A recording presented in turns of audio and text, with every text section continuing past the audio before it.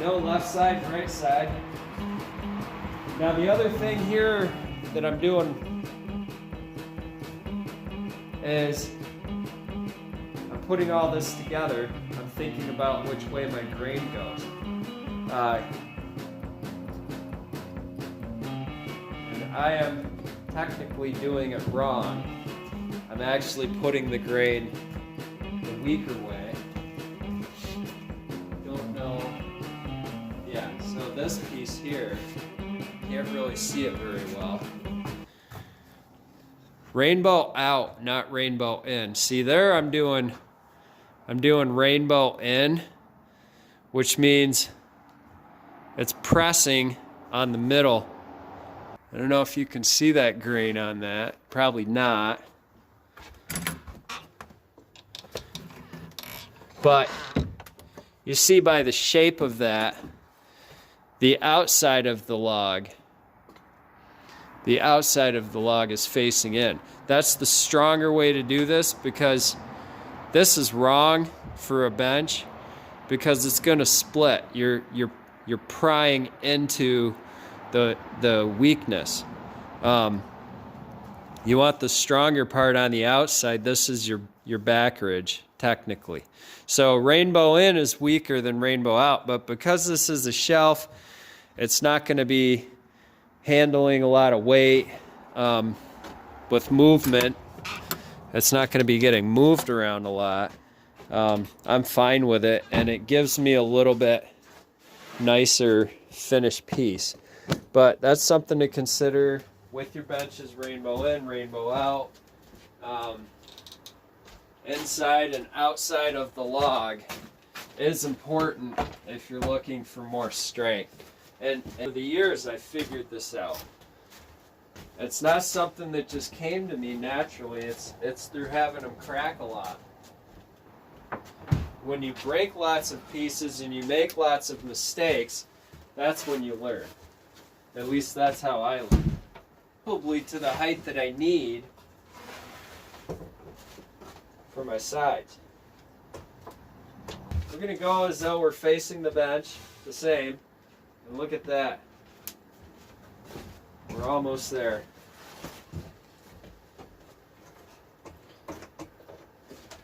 There she is. And this is good enough here. I'm going off the line, guys. I'm not raising this to a locked in height. I'm going off the line, so if I have to shim this up, whatever I have to do to get that, because nothing's perfect here. The floor's not perfect. And that's why I say don't ever go off a level line. Personally, I don't go off level lines because that's too perfect. One thing level and another thing calls for it not to be level. I go off of the floor. I do bottom to top. Measurements don't lie.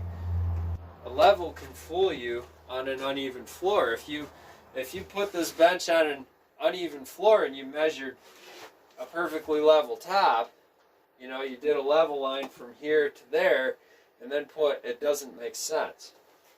Just go measurements. It's easier. It's easier on everything. And the only reason I'm being fussy about where I put this right now is because I can, and it's right on the line. And you see it moving when I walk around it. So the main thing I'm doing here, squareness doesn't matter, tightness doesn't matter. We mostly want our edges. And I can even look right down my line of notches, right? And I had my center line there. Now, I would extend that center line if I were being really fussy, but I'm not being really fussy. I'm putting this wherever I feel is best. I like it a little bit more forward than the other guys because of its shape. But this is non-dimensional lumber. None of this milled wood is perfect. So we can mock this up. And this is what I love about this process, the mock-up phase, because we can put it in, we can put it all here without struggling, without fighting with it. And see, this one's way off over here, but all I'm going to do, because that part of the floor is much lower. So there you generally see where about we are. And we'll just spin it around. This is how uneven the floor is in here. I can walk that guy right in. It's going to be pretty darn close to being on the line. So I don't really need it on the line as much as I just need it ranging in. And here, because that's fairly flat, it looks good. Not being super picky, I'm going to cut outside of these lines, don't forget, because we're doing sloppy. We're notching. Because I'm going to cut a lot of this away too. Yep, 2 5, 2 1/8. So these notches are I'm going to cut them wider than the mortises. I'm going to cut wider than the tenons.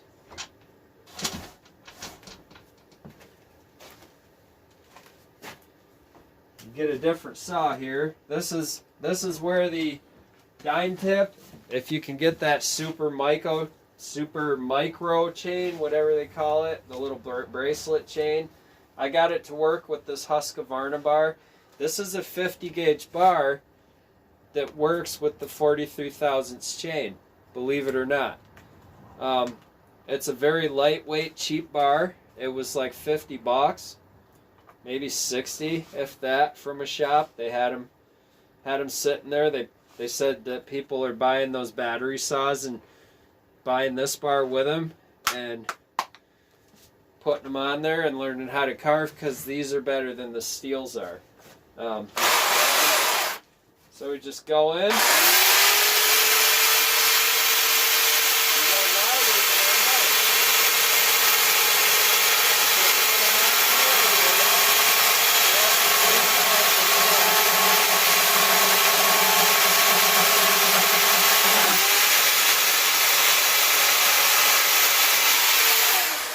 And we're going in straight. We're not doing any fancy angles or anything else. But don't go past. Don't go, stay inside your box so that you don't have too many overcuts. You can go back and fine cut it. This is what I do.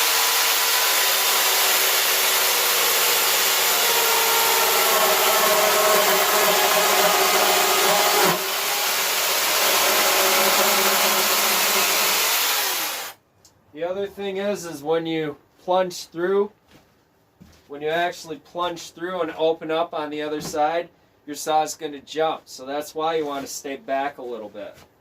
Now this is the important one. Don't screw this line up. Stay right on it. This is your bottom line. Remember, you bottom and bottom, because all of your tops and your sides are loose. That pin is going to hold everything.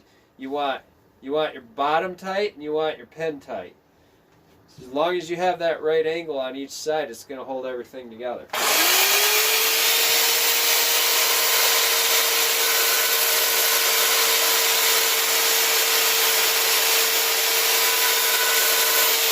You notice how I scored that line, right? I scored the line first, and now I'm going to follow in because I don't want to lose that line. I want to be within a 1/16 of an inch or 32nd, whatever.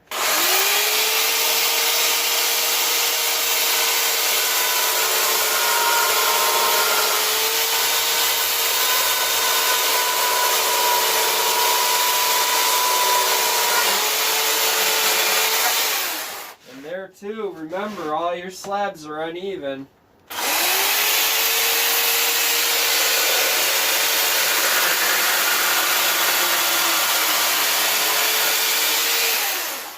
All of your slabs are uneven. top to bottom, tops and bottoms. There's no even in this, so you're just kind of making your own even out of it.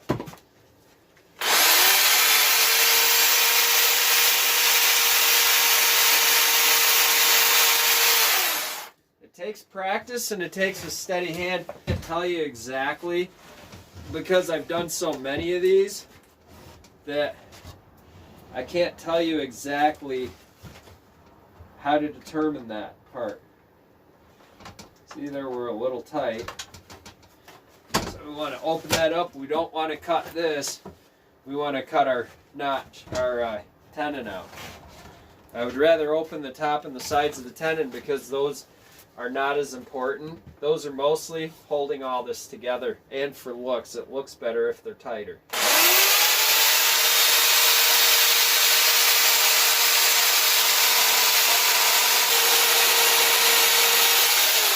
There's no set rules here. You're kind of going off that bottom line and making things fit. So it does take a bit of wiggling around and a bit of changing throughout the process. You can see there still it's going tight. Don't ever cut the bottom. Once you make that one bottom cut, make that one bottom cut as perfect as you can, and now you're working off that.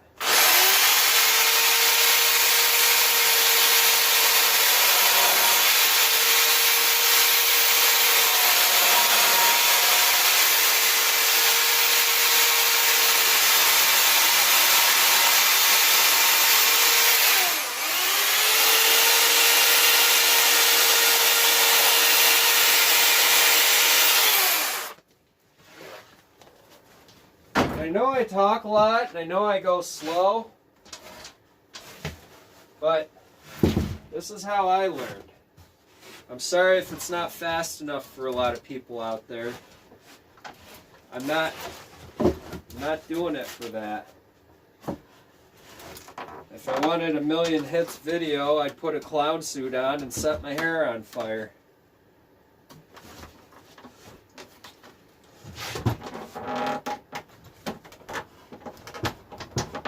It's almost there. You just want to look at it and figure out where we're tight, because you don't want to force it and crack your wood. Now the other thing is, we are going to be sanding these down quite a bit, so you don't want to take a whole lot out. That's why I'm being careful about how much I'm taking out, because I will be sanding those bench tops. And I don't normally sand the tenons real hard.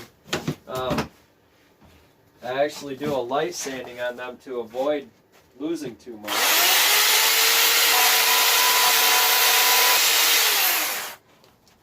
And the other thing here is, I do like the sides of my mortises to be as tight as possible, if I can.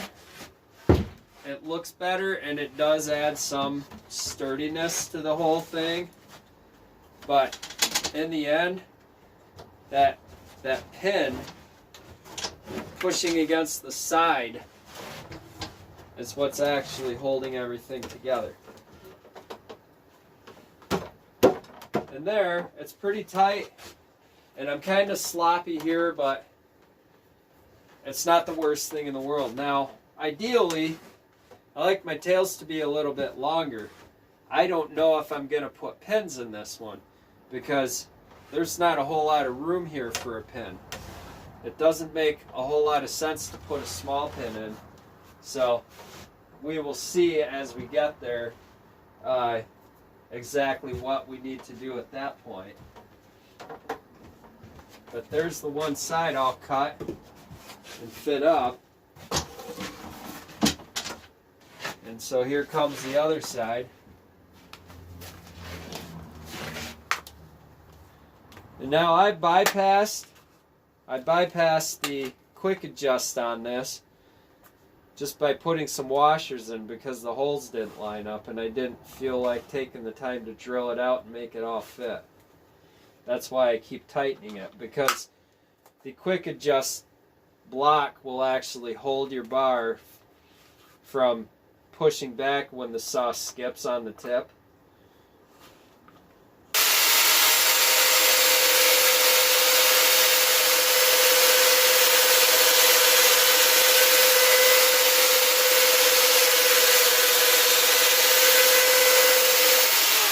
So we're starting with our bottom line. And for this, I'm going to clamp in because it's jumping quite a bit.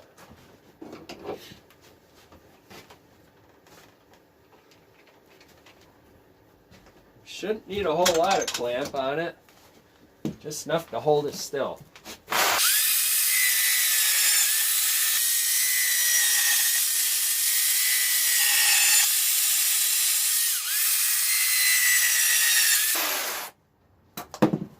That was a good one.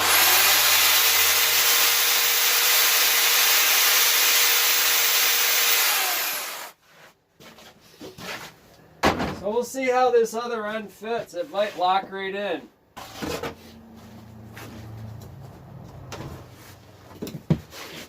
We'll see if it fits.